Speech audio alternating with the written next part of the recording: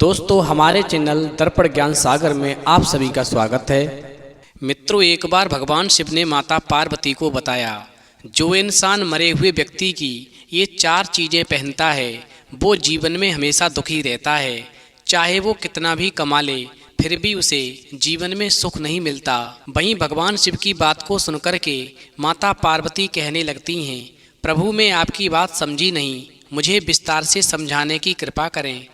फिर भगवान शिव कहते हैं, पार्वती पहले तुम एक कहानी सुनो, फिर तुम्हारी समझ में सब आ जाएगा कि मरे हुए व्यक्तियों की कौन सी चीज़ें नहीं पहननी चाहिए और क्यों नहीं पहननी चाहिए और पहनने से क्या नुकसान होता है।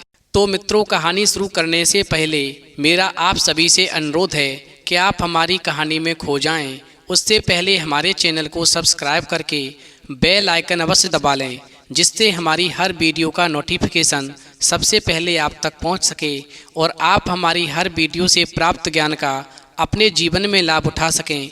तो आइए कहानी शुरू करते हैं। भगवान शिव कहते हैं, पार्वती प्राचीन समय की बात है।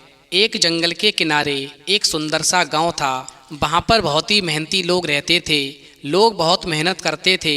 उसी गांव में एक कुम्हार का परिवार था। कुम्हार 7 भाई थे। सबसे छोटे भाई का नाम गया था और सभी भाई अलग अलग कमरों में अपनी पत्नी और बच्चों के साथ परिवार में रहते थे।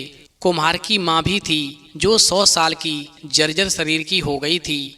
गया अपने सभी भाइयों में सबसे छोटा था, जिसके 3 बेटे और 2 बेटियां थीं। गया दिन भर खेत में काम करता और बहुत ही ईमानदारी से रहता था। साथ ही मिट्टी के बर्तन बनाता और बेचता था। उसके घर में बहुत सारा अनाज रहता था। सबसे भोला था, अपनी माँ का चहेता था। वहीं गया की जो माँ थी, गया को अक्सर अपनी पुरानी बातें, धन दौलत और पुरखों की कहानियाँ सुनाया करती थी। गया की माँ की याददाश्त भी काफ़ी कमज़ोर हो गई थी। वो कुछ भी बोलती रहती थी। चूँकि गया को अपनी माँ से बहुत लगाव था, इसलिए वो अपनी माँ के पास बैठ कर के कहानियों को सुनता रहता था और जब सुनते सुनते थक जाता था तो वहीं माँ के पास खाट पर सो जाता था। इस प्रकार एक दिन जब वो अपनी माँ के साथ में खाट पर सो रहा था, उधर रात के करीब 12 बज रहे थे, तो गया को लगा कि उसके कानों में कुछ ऐसे झनझनाहट की आवाज़ आ रही है जैसे ढेर सारे सिक्के एक साथ कोई मटकी में उछाल रहा हो। फिर तो ऐसा नज़ारा देख कर के गया की आंख खुल जाती है और वो इधर उधर देखने लगता है। वहीं जैसे ही वो उठता है और दिया जलाता है तो आवाज़ आना बंद हो जाती है। वहीं गया मन में सोचता है कि ये आवाज़ उसे काफ़ी दिनों से सुनाई दे रही है और फिर वो सोचता है कि मैं क्या करूं। मैं यदि किसी से पूछूं तो लोग मुझसे कहेंगे कि ये पागल हो गया है, कहीं ऐसी भी आवाज़ें आती हैं, ये तो व्यर्थ में ही बकता रहता है।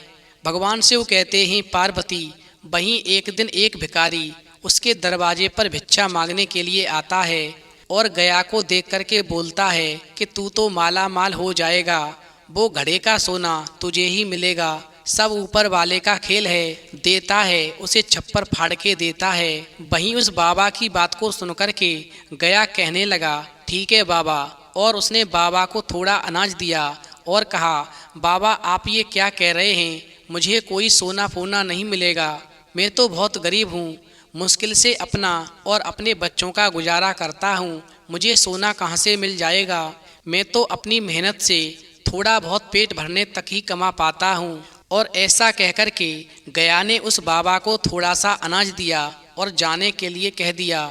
लेकिन वो बाबा जो था एक ही रट लगाए हुए था कि तू तो माला माल हो गया, यानी भरे हुए घड़ों का सोना केवल तुझे ही मिलेगा। भगवान शिव कहते हैं, पार्वती इस प्रकार उस बाबा की बात को सुनकर के गया जो था उस बाबा के पीछे पीछे जाता है और पूछता है, बाबा आपको कैसे पता कि मुझे सोना मिलेगा। वहीं वो बाबा भिखारी कहता है कि मुझे सब पता है। फिर गया ने बाबा से कहा, बाबा वो सोना मुझे कौन देगा और कैसे मिलेगा। इस प्रकार वो भिखारी बाबा अपनी आंखें बंद करके कुछ बड़बड़ाने लगता है और गया से कहता है कि तुम्हारे घर में बहुत सारा सोना है, पूरे 5 घड़े भरकर। फिर बाबा ने आगे कहा कि क्या रात में तुम्हें कोई झंझनाहट की आवाज़ आती है। तो गया ने कहा, हाँ बाबा, कुछ महीनों से आवाज़ आती है, वहीं बाबा ने गया को बताया कि तू घर में सबसे छोटा है और तेरी माँ तुझसे सबसे ज़्यादा प्यार करती है।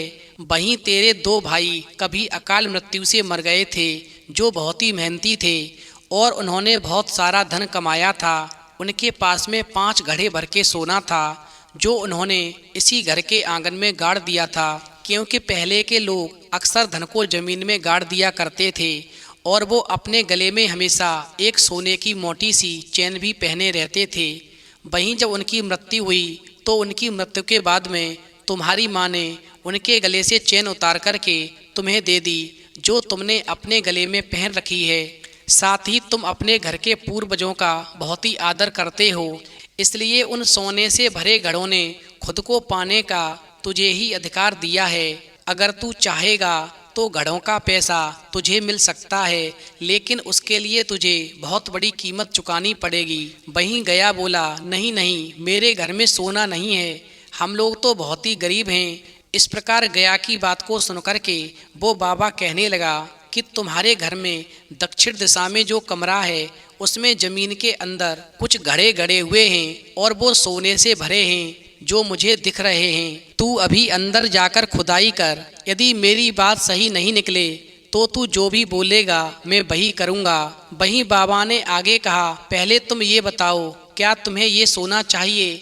तो गया कहने लगा, अरे बाबा, सोना किसको नहीं चाहिए, बाबा हम तो गरीब हैं, हमें तो बहुत पैसे की ज़रूरत है। वहीं बाबा ने कहा, यदि तुम्हें ये धन चाहिए तो तुम्हें इस धन की कीमत निश्चित चुकानी पड़ेगी, वो ऐसे नहीं मिलेगा। वहीं गया ने कहा, मुझे ऐसी क्या कीमत देनी होगी जिसके देने के बाद ही मुझे घड़ों का सोना मिलेगा? यदि ऐसी बात है तो मैं वो चीज़ देने के लिए तैयार हूँ, आप बताओ मुझे क्या देना है। फिर वो बाबा कहने लगे, मुझे अपने घर के अंदर ले चल, दक्षिण दिशा में जो कमरा है वहाँ तक पहुँचा दे। इस प्रकार गया को भरोसा होने लगा कि ये बाबा तो कभी भी मेरे घर में नहीं आए हैं, फिर इनको कैसे पता कि ये आवाज़ दक्षिण दिशा से ही कमरे में आती है। सच में ये बाबा तो बहुत ज्ञानी हैं, बहुत ही चमत्कारी हैं। इस प्रकार वो बाबा उस कमरे में जाते हैं, आंखें बंद करते हैं, थोड़ा सा जल मांगते हैं और उस घर में छिड़काव करते हैं और फिर उसके बाद कहते हैं कि इस स्थान पर 2 घड़ों से भरा हुआ सोना है, जो तेरे ही पुरखों ने इस जमीन में गाड़ दिया था।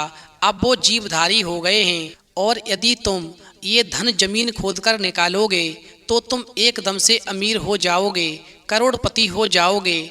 और फिर इस प्रकार बड़ी बड़ी बातें करने के बाद में वो बाबा जो था वहाँ से चला जाता है। इधर बाबा के जाने के बाद में गया रात में सोता है और उसे फिर से पैसों की खनखन की आवाज़ आने लगती है। उधर वो आवाज़ सिर्फ उसी गया को ही सुनाई देती है, घर में और किसी भाई को सुनाई नहीं देती, क्योंकि उसने मृतक भाइयों की सोने की चैन गले में पहन रखी थी। इस प्रकार गया जो था जब आवाज़ से बहुत ज़्यादा परेशान हो गया तो वो घर के बाहर जाकर सो गया। फिर भी वो आवाज़, पैसों की खनखनाहट की आवाज़ उसके पास आती रही। वहीं जब सुबह हुआ तो गया ने पुनः एक बाबा को फिर से बुलाया, जो कि बहुत ज़्यादा पूजा पाठ करने वाले थे, भूत प्रेत देखते थे और ऐसी चीज़ों में बहुत ज़्यादा ज्ञानी थे। इस प्रकार रात को फिर पूजा शुरू हुई और उस बाबा ने भी यही बताया कि तुम्हारे घर में 5 घड़ों से भरा हुआ सोना है, जो तुम्हें मिल सकता है। तुम बहुत अमीर हो सकते हो, लेकिन तुम्हें उसकी बहुत बड़ी कीमत चुकानी पड़ेगी। वहीं गया कहने लगा, बाबा ऐसी क्या चीज़ चाहिए? वहीं बाबा ने कहा, तुम्हारे घर के आंगन में सोने से भरे हुए 5 घड़े हैं, जिसमें से 3 घड़ों के तो हाथ पैर निकल आए हैं और वो किसी और दिशा में चले गए हैं, जो तुम्हारे लिए बहुत ही अच्छा हुआ है। और अगर वो भी तीनों घड़े तुम्हारे घर के अंदर रहते तो तुम्हारे पूरे खानदान को खा जाते, लेकिन अब तुम्हारे घर के आंगन में केवल 2 ही सोने से भरे हुए घड़े बचे हैं, जिनके अभी तक हाथ पैर नहीं निकले हैं। वहीं गया ने हाथ जोड़ते हुए बाबा से प्रार्थना की, बाबा कृपया करके मुझे बताइए कि मुझे ये सोना प्राप्त करने के लिए क्या चीज़ देनी होगी।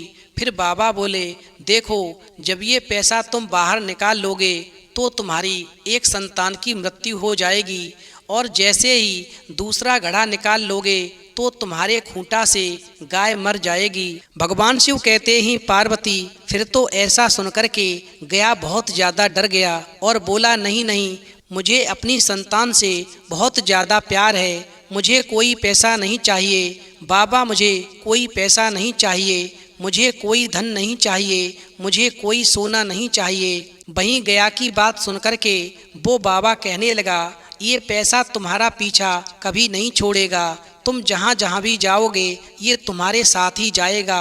फिर तो ऐसी बात सुनकर के गया जोर जोर से बाबा के आगे हाथ जोड़कर चिल्लाने लगा, नहीं नहीं, मुझे ये पैसा नहीं चाहिए, क्योंकि बाबा मेरे 3 बेटे और 2 बेटियां हैं और मेरे लिए उनसे बड़ा धन संसार में और कोई नहीं है। वहीं गया की बात को सुनकर के बाबा फिर से कहने लगे, चाहे कुछ भी हो जाए, तुम कुछ भी कर लो, लेकिन तुम्हें इसकी बहुत बड़ी कीमत चुकानी ही पड़ेगी।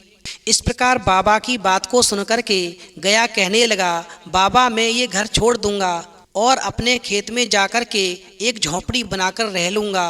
वहीं बाबा ने कहा, ये पूरा गांव उन आत्माओं के बस में है, वो कहीं भी जा सकते हैं, तुम जहां भी जाओगे वो तुम्हारे पीछे पहुंच जाएंगी, क्योंकि उन भटकती आत्माओं ने ये धन देने के लिए तुमको ही चुना है। एक बात का तू ध्यान रखना, उस पैसे में जीव पड़ गया है, वो एक जीवधारी सोना हो गया है, वो चल सकता है, बोल सकता है, वो तेरा पीछा कभी नहीं छोड़ेगा, क्योंकि तूने मरे हुए लोगों की सोने की चैन अपने गले में पहन रखी है। अब तू उतार भी देगा तब भी कोई फायदा नहीं, क्योंकि वो आत्मा तुमसे बहुत प्रेम करने लगी हैं। और ऐसा कहकर के बाबा वहाँ से चला जाता है। भगवान शिव कहते हैं, पार्वती इस प्रकार बाबा के चले जाने के बाद में गया अपने गले से वो सोने की चैन उतार करके जमीन में गाड़ देता है। वहीं गया ने एक बहुत बड़ा निर्णय लिया कि मैं ये गांव छोड़ कर के हमेशा के लिए एक अजनबी जगह पर चला जाऊंगा, जहां मुझे कोई नहीं जानेगा और ना ही ये आत्माएं मेरा पीछा कर पाएंगी। इस प्रकार गया ने बिना किसी को बताए अपने 3 बेटे और 2 बेटियों के साथ में घर से निकलने का निर्णय ले लिया। बच्चे बहुत ही छोटे थे, सबसे छोटा बेटा तो केवल 2 ही साल का था, लेकिन उसने अपना सामान उठाया और निकल गया। इस प्रकार वो चलते चलते एक ऐसे गांव में पहुंचा जहां गांव से सटा हुआ कुछ जंगल जैसा था और वहां पर बहुत सारे बांस के पेड़ लगे हुए थे। और फिर उसने वहां पर रुकने का और घर बनाने का निर्णय लिया, लेकिन वो इतना आसान नहीं था, क्योंकि गया ने सोचा घर तो कैसे भी गंगा के किनारे से मिट्टी लाकर पानी लेकर मैं बना लूँगा, लेकिन खाने के लिए एक अनजान जगह पर उसे कौन क्या देगा, क्योंकि 5 बच्चे और 2 हम, इतने लोगों को जल्दी कोई अपने घर में भी नहीं रखेगा। वहीं कुछ दिन ऐसे ही सत्तू का घोल बनाकर जो घर से लेकर आया था वो खाने लगे। इस प्रकार गया के परिवार के कुछ दिन तो कट गए। वहीं धीरे धीरे गंगा के किनारे से मिट्टी लाकर वो घर तैयार करने लगा और फिर इधर उधर काम करके जो थोड़े बहुत पैसे मिल जाते थे उससे अपने परिवार का गुजारा करने लगा। और समय रहते हुए धीरे धीरे करके उसने एक अच्छा सा घर बना लिया, क्योंकि गया बहुत मेहनती था, उसके बच्चे भी उसकी मदद करते थे, लेकिन वो बहुत बड़ी गरीबी से जूझ रहे थे। वहीं गांव के लोगों ने भी आगे बढ़कर के उसकी मदद की और पूछा कि तुम कहां से आए हो, कौन हो, लेकिन गया ने किसी को भी कुछ भी नहीं बताया। ऐसा लगता था कि उसके सिर पर कोई बहुत भारी बोझ है। वहीं जब गांव वाले गया की ऐसी दशा देखते हैं तो उसे काम पर बुलाते हैं, उसे अनाज भी देते हैं और पैसा भी देते हैं। इस प्रकार गया जो था कुछ सालों तक उस गांव में रहने के बाद में उस गांव का सदस्य बन गया और गांव के सदस्य की तरह रहने लगा। उसको गांव वालों ने 1-2 बीघा खेत भी दे दिया, जो उसको उसकी बहुत बड़ी मेहनत से मिला था। वहीं उसने उस खेत में बहुत सारे आम के पेड़ भी लगा दिए। इधर एक दिन गया जो था आम के बाग में बैठा हुआ था। वहीं उस पैसे के बारे में उसे ऐसा लगा जैसे फिर वो झनझनाहट की आवाज़ उसके कानों में गूंजने लगी। फिर तो गया जो था एकदम से जोर से चिल्लाया, हे भगवान मुझे बचा लो। और फिर वो डर के मारे कांपने लगा। वहीं उसके कानों में केवल एक ही आवाज़ गूंज रही थी कि जल्दी से आंगन को खोद करके मुझे बाहर निकालो, तुम मालामाल हो जाओगे। जब तक तुम मुझे बाहर नहीं निकालोगे हम तुमको छोड़ेंगे नहीं। तुम्हारे जीवन में इतने दुख भर देंगे कि तुम चैन से ना जी सकोगे, ना चैन से मर सकोगे। भगवान शिव कहते ही पार्वती इस प्रकार जब गया बहुत ज़्यादा परेशान हो गया, उसके जीवन का सुख चला गया।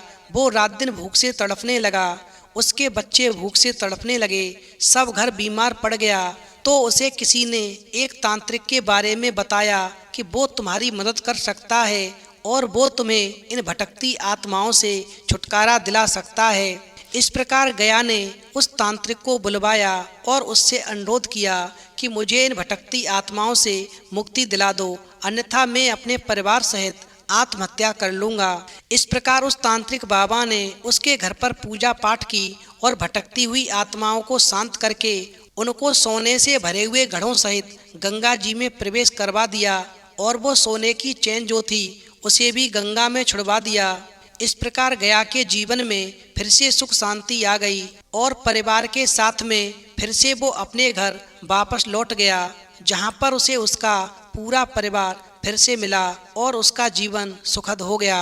अंत में भगवान शिव कहते हैं पार्वती, इसलिए मैं तुमसे कह रहा था कि कभी भी किसी भी मरे हुए व्यक्ति की 4 चीज़ें भूल कर भी किसी भी इंसान को नहीं पहननी चाहिए, क्योंकि जो भटकती आत्माएं होती हैं वो इन 4 चीज़ों से दूर नहीं जा पाती, अपनी इन 4 चीज़ों से हमेशा लगाव रखती हैं और जो उनको अपने पास रखता है वो उसके पीछे पड़ जाती हैं और उसके जीवन का सुख छीन लेती हैं। अब मैं तुम्हें बताता हूँ कि वो 4 चीज़ें कौन सी हैं जो मरे हुए व्यक्ति की भूल कर भी नहीं पहननी चाहिए। नंबर 1 घड़ी, नंबर 2 श्रृंगार का सामान, नंबर 3 गहने और नंबर 4 वस्त्र। यदि कोई भी स्त्री या पुरुष किसी भी मरे हुए व्यक्ति की घड़ी इस्तेमाल करता है तो समझ लो उसके जीवन का बुरा समय शुरू हो जाता है, और यदि कोई श्रृंगार का सामान इस्तेमाल करता है तो समझ लो वो बीमारी से ग्रसित होने लगता है और स्त्रियां विधवा तक हो जाती हैं, और यदि कोई गहने इस्तेमाल करता है तो समझ लो उसके जीवन में गरीबी आ जाती है और उसके पेट भरने के भी लाले पड़ जाते हैं, और यदि कोई मरे हुए व्यक्ति के वस्त्र इस्तेमाल करता है तो उसके ऊपर जल्दी से कफन की तैयारी हो जाती है और वो समय से पहले ही दुनिया से चला जाता है। इसलिए कभी भी भूलकर भी मरे हुए व्यक्ति की ये 4 चीज़ें इस्तेमाल ना करें, चाहे वो कितना भी सगा क्यों ना हो, क्योंकि भटकती आत्माओं का कभी भी किसी से कोई रिश्ता नहीं होता। तो मित्रों, यदि आपको आज की जानकारी अच्छी लगी हो तो प्लीज़ आप हमारे चैनल को सब्सक्राइब करें और भगवान शिव और पार्वती के लिए एक लाइक करना बिल्कुल न भूलें।